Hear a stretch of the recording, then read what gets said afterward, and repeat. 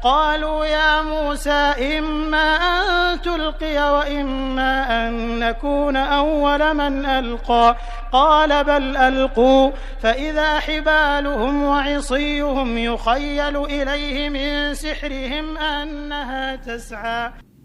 بسم اللہ الرحمن الرحیم.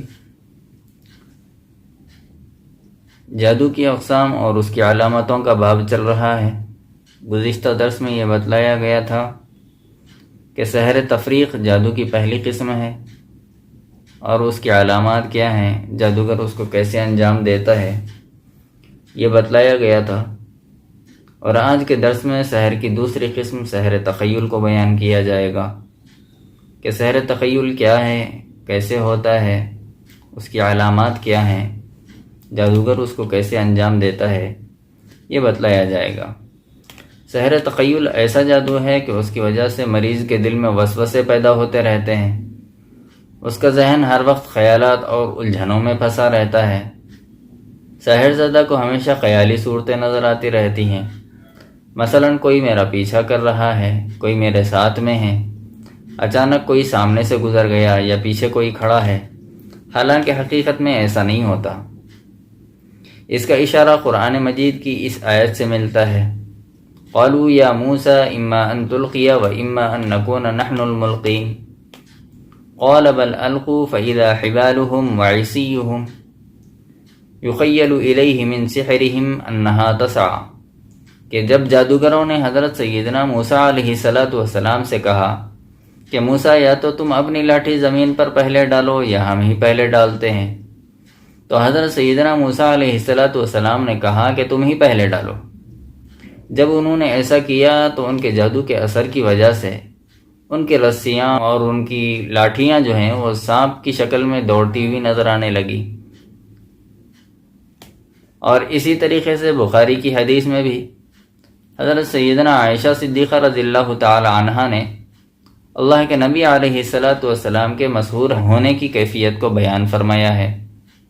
عن عائشہ ان النبی صلی اللہ علیہ وسلم سحر حتی کان یخیل الیہ انہ صنع شیئا ولم یصنع.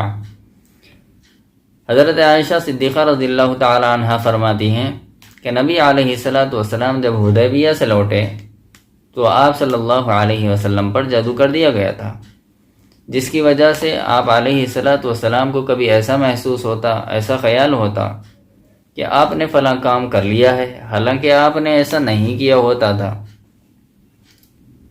اچھا، یہ سحر تخیل ہوتا کیسے ہے؟ تو جان لیں کہ جب سحر کرنا مقصود ہوتا ہے، جب کسی کو جادو کروانا مقصود ہوتا ہے، تو جادوگر لوگوں کے سامنے کچھ چیزوں کو رکھتا ہے اور پھر شیاطین و جنات سے استمداد طلب کرتا ہے. انہیں خوش کرنے کے لیے شرکیہ کام کرتا ہے، کفریہ کام کرتا ہے یا شرکیہ منتر پڑھتا ہے، جس کے نتیجے میں لوگوں کو وہ چیز اپنی اصل حقیقت سے ہٹی ہوئی معلوم ہوتی ہے اور لوگ جادوگر کے منشے کے مطابق اس کو دوسری چیز تصور کر لیتے ہیں، دوسری چیز سمجھنے لگتے ہیں، کیونکہ اس وقت ان کی آنکھوں پر سحر کا پردہ پڑا ہوا ہوتا ہے، جادو کا پردہ پڑا ہوا ہوتا ہے. اور اسی طرح جادوگر جادو کے زور پر اسی جادو کو دوسرے جادو کے ساتھ ملا دیتا ہے، جس کے نتیجے میں دوسری اور بھی چیزیں وجود میں آتی ہیں. مثلا شوہر کو اس کی بیوی کا بدصورت نظر آنا، اسی طرح کسی بدصورت مرد یا عورت کا خوبصورت نظر آنا، یا ان کے آگے کسی کو اچھا نہ سمجھنا. اور یہ بات یاد رہے کہ جادو کی یہ قسم جو ہے وہ شعوذہ یعنی شعبدہ بازی سے بالکل الگ ہے. اس میں جادوگر صرف ہاتھ کی صفائی سے کام نکالتا ہے، آگے والے کو اپنے اعتماد میں لینے کے لیے کہ لوگ اس کو بہت بڑا آدمی سمجھیں، بہت بڑا علامہ سمجھیں، یا یوں سمجھے کہ اس کے پاس موکل رہتا ہے، وہ ان کو بتا دیتا ہے. میں کہتا ہوں کہ ایسے لوگوں کو موکل کا مطلب بھی نہیں پتہ ہوتا ہے. 98% عام نہیں عاملین کو یہ پتہ نہیں ہوتا موکل آخر ہے کیا بلا. بعض لوگ کہتے ہیں کہ فرشتے ہیں، بعض کہتے ہیں کہ جنات ہیں، بعض روحوں کو موکل کا نام دیتے ہیں، بعض کہتے ہیں کہ ہمزاد ہے. جب علم نہیں ہوتا نا تو یہ ساری باتیں پیدا ہوتی ہیں. جبکہ یہ سارے کے سارے جواب غلط ہیں اور یہی لوگ صحیح عاملین کے ماتھے کا کلنک ہیں۔ اس کا جواب انشاءاللہ آئندہ آنے والے اسباق میں آپ کو دلیل کے ساتھ مل جائے گا۔ یہاں بات جادو کی چل رہی ہے، یا پھر ہو سکتا ہے کہ اس شخص کا مقصد دھوکہ دینا ہو، مثلا خالی پیپر پر مختلف شکلوں کا نظر آنا، یا کوئی عبارت لکھی ہوئی معلوم ہونا، یا انڈے وغیرہ سے سوئی کا نکلنا، یا بالوں وغیرہ کا نکلنا، یا پروں کا نکلنا، یا خون کا نکلنا، یا کسی اور رنگ کا نکلنا، مختلف قسم کے کلرز انڈے سے نکلنا، رنگ انڈے سے نکلنا، یا کپڑوں پر پانی چھڑک کر آگ لگا دینا، یہ سب جادو نہیں ہوتا، بلکہ مختلف قسم کے کیمیکل کے استعمال سے یا مختلف قسم کی تدبیریں استعمال کر کے اس طریقے کے کام کیے جاتے ہیں۔ اسے شعوذہ یا شعبدہ بازی کہتے ہیں۔ جس کے پاس حق ہوتا ہے نا تو ان سب کو یہ ساری چیزیں کرنے کی ضرورت نہیں ہوتی۔ یہ صحیح عامل کی شان کے خلاف بات ہے، لیکن افسوس کی بات ہے کہ آج کل عاملین بھی ان لا یعنی کاموں میں لگے ہوئے ہیں۔ میں کہوں گا کہ ایسے کام راستوں میں کھیل دکھا کر لوگوں کو خوش کرنے والوں کے لیے ٹھیک ہیں، عاملین کے لیے ٹھیک نہیں ہے۔ یہ صحیح عامل کے لیے نہیں ہے، یہ ہمارے بڑوں کی طرف سے اجازت نہیں ہے، ورنہ میں ایسے لوگوں کو ایسا آئینہ دکھاتا کہ وہ زندگی بھر اپنے آپ کو عامل کہتے ہوئے 100 مرتبہ سوچتے۔ خیر چھوڑیے ان بیکار باتوں کو، بس اتنا یاد رکھو کہ ما آتاکم الرسول فخذوہ وما نہاکم عنہ فانتہوا، کہ جو شریعت اللہ کے نبی صلی اللہ علیہ وسلم لے کر آئے ہیں اس کو قبول کر لو، اور نبی علیہ السلام نے جس چیز سے منع فرمایا ہے اس سے بچو۔ جی سحر تخیل جو جادو ہے، یہ جادو شعوذہ سے بالکل الگ ہے، شعبدہ بازی سے بالکل الگ ہے۔ سحر تخیل میں غیر اللہ یعنی شیاطین و جنات سے استمداد طلب کی جاتی ہے، یا اسی طرح ستاروں سے مدد طلب کی جاتی ہے، یا غیر اللہ سے مدد طلب کی جاتی ہے، اور اس کے ذریعے سے جادوگر جادو کرتا ہے۔ لیکن شعوذہ کے اندر یہ ہوتا ہے کہ اس میں جادو نہیں ہوتا، صرف ہاتھ کی صفائی سے کام نکالا جاتا ہے۔ سحر تخیل کی 6 علامات ہیں۔ سحر زدہ کو متحرک چیز جامد نظر آتی ہے اور جامد چیز متحرک نظر آتی ہے۔ الفاظ کچھ مشکل معلوم ہو رہے ہوں گے، آسان لفظوں میں سمجھنا چاہیں تو یوں سمجھ لیجئے کہ ہلنے جلنے والی چیز، جو چیز حرکت کرتی ہے، ایسی چیز ایک دم ٹھہری ہوئی معلوم ہونا، جیسے ایک بندہ اپنے گھر کے اندر لیٹا ہوا ہو، فین چل رہا ہے، اچانک بغیر کسی خرابی کے فین بند ہو گیا، کرنٹ بھی موجود ہے، کوئی خرابی بھی نہیں ہے، اور ایسا محسوس ہوا کہ فین اچانک بند ہو گیا، پنکھا اچانک بند ہو گیا ہے، یا ایک جگہ ٹھہری ہوئی چیز چلتی پھرتی ہوئی محسوس ہونا، وہ اپنی جگہ سے بار بار حرکت کر رہی ہے، اس طریقے سے محسوس ہونا، جیسے ٹھہری ہوئی دیوار کا ایسا محسوس ہونا کہ وہ مسحور پر گر رہی ہے۔ یہ پہلی علامت ہے۔ دوسری علامت یہ ہے کہ ہر چھوٹی چیز بڑی اور ہر بڑی چیز چھوٹی نظر آنا۔ تیسری علامت یہ ہے کہ جس پر سحر ہو اس کو ایسا محسوس کرنا کہ اس کے جسم کے اندر کوئی چیز چل رہی ہے، کوئی چیز پھر رہی ہے، یا پیٹ کے اندر اس کے کوئی چیز موجود ہے جس کی وجہ سے وہ مستقل پیٹ درد کا شکار رہتا ہے، درد محسوس کرنے لگتا ہے۔ اور چوتھی علامت یہ ہے کہ مسحور کو ہر وہ چیز صحیح لگتی ہے جو اس کے خیال میں صحیح ہو۔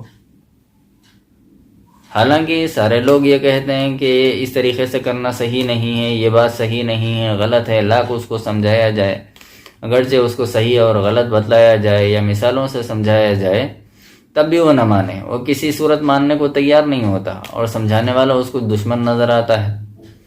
اور پانچویں علامت یہ ہے کہ جس پر جادو ہو وہ ایسا محسوس کرتا ہے کہ کوئی خبیث اس کے اندر ہے، جو اس کے اندر گندگی پھیلا رہا ہے، بدبو پھیلا رہا ہے۔ یہی وجہ ہے کہ اس کے جسم سے بدبو نکلتی ہوئی محسوس ہوتی ہے، یا کوئی چیز گھر کے اندر موجود ہے جو گندگی پھیلا رہی ہے، اور وہ بار بار مختلف چیزوں کو دھونے لگتا ہے اور سمجھتا ہے کہ انہی باتوں کی وجہ سے لوگ یا اس کے گھر والے اس سے نفرت کرتے ہیں۔ اور آج کل یہ بہت زیادہ عام ہو گیا ہے، بہت سے لوگ اس کو دماغی پرابلم سمجھنے کی غلطی کرتے ہیں، ڈاکٹروں کو دکھلانے لگتے ہیں، جس کے نتیجے میں غیر ضروری ڈاکٹرز آج کل نیند کی گولیاں دینے لگ گئے ہیں، جی نیند کی گولیاں مریض کو کھانی پڑتی ہیں، اور دماغ کے سوتے پڑے رہنے کی وجہ سے نئی اقسام کی بیماریاں آج کل انسان کو ہو رہی ہیں، جیسے بی پی کا لو ہو جانا، دماغ میں خون نہ پہنچنے کی وجہ سے بندہ واقعی طور پر دماغی متاثر ہو جانا، دن بھر سست رہنا، کسی کام میں جی نہ لگنا، اس قسم کی بیماریوں کا شکار ہو جاتے ہیں۔ اتنا ہی نہیں، کچھ دنوں بعد ڈرگز کا عادی ہو جاتا ہے، وہ اس نشے کا عادی ہو جاتا ہے جو ڈاکٹر اس کو دے رہا ہے، اور نہ ملنے کی صورت میں پھر بے وقوفوں والے کام کرنے لگتا ہے۔ گویا کہ ایک اچھے خاصے بندے کو وقت لگا کر اور پیسہ لگا کر بجائے بچانے اور سدھارنے کے اور برباد کیا جاتا ہے، نشے کا عادی بنا دیا جاتا ہے۔ جب دوسری قسم کی دوائیں موجود ہوں تو اس طریقے کا ڈرگز دینا اور شراب پلانا دونوں برابر ہیں، اور شراب کی ممانعت ہے، شراب حرام ہے، تو اسی طریقے سے ہر نشہ آور چیز حرام ہے۔ جب اس کے علاوہ دوا موجود ہو تو اس کو استعمال نہیں کرنا چاہیے۔ یہ نشہ شراب سے زیادہ خطرناک ہوتا ہے۔ میرے سامنے ایسی لاکھوں مثالیں موجود ہیں کہ ان کو دواؤں کے لینے کے باوجود کوئی فرق نہیں پڑتا، دواؤں کے لینے کے بعد بھی وہ کبھی ٹھیک نہیں ہوئے ہیں، یا زندگی بھر وہ دوائیں کھاتے رہے ہیں۔ آخر میں ڈاکٹر سے ان کو یہ جواب دیتے ہیں کہ ان کا مرض تو لا علاج ہے، ان کا علاج ہو ہی نہیں سکتا، یا پھر کہتے ہیں کہ بس ان کے حق میں دعا کرو۔ تو میں کہوں گا کہ بھائی یہی بات آپ پہلے کیوں نہیں بتا دیتے؟ کم از کم یہ نوبت تو نہیں آتی۔ اگر آپ کا علاج نہیں ہے تو آپ اس میں ہاتھی کیوں ڈالتے ہو؟ اور چھٹی علامت یہ ہے کہ مسحور کو اپنے آگے پیچھے خوفناک شکلیں نظر آتی ہیں، سائے محسوس ہوتے ہیں جو دوسروں کو دکھائی نہیں دیتے۔ اب یہ مریض کہتا ہے دوسروں سے کہ بھائی دیکھو یہاں پہ یہ چیز نظر آ رہی ہے، وہاں پہ وہ چیز نظر آ رہی ہے، اور دوسرے اس کو ماننے کے لیے تیار نہیں ہوتے۔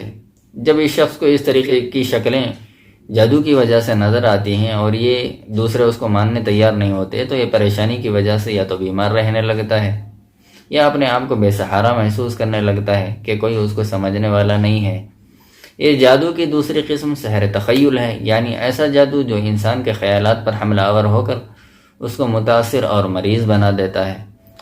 انشاءاللہ جادو کی اگلی قسم اگلے ویڈیو میں بیان کی جائے گی۔ اللہ پاک سے دعا ہے کہ وہ ہم کو صحیح سمجھنے اور اس پر صحیح عمل کرنے کی توفیق عطا فرمائیں، لایانی اور غیر ضروری چیزوں میں پڑھنے سے ہمیں بچائے۔